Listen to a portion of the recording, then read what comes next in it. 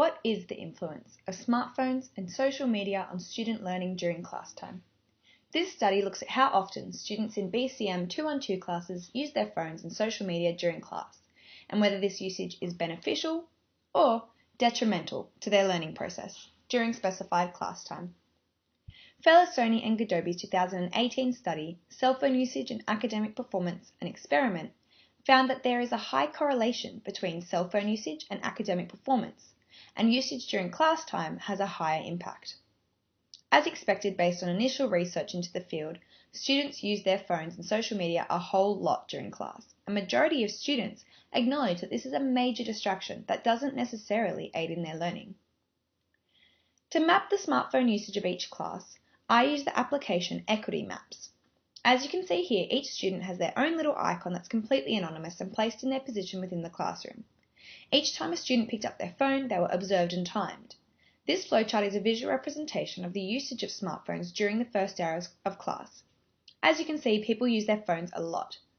The average amount of time spent on one's phone is just over 3 minutes per person within the first hour. It must also be noted that this doesn't include any time spent on social media on one's laptop, as it was impossible to observe everyone's laptop screens at once. The 10 short questions within the questionnaire demonstrate a number of findings and personal opinions in regard to the topic. 77% of participants stated that their phone and social media usage was the biggest distraction during class time, and only 36% of participants said the use of social media and smartphones as an aspect of learning is partially beneficial, while the rest of students claimed it's rarely beneficial or not beneficial at all. Surprisingly, group work was rated on average the least beneficial form of learning, even less than the use of social media.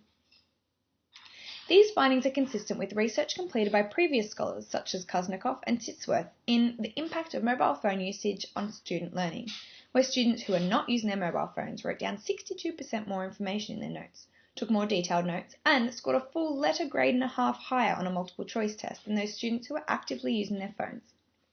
According to these findings and a bunch of other sources, which are coherent with my own, it is clear that although students are aware of the distraction of smartphones and social media, they continue to be consumed by them.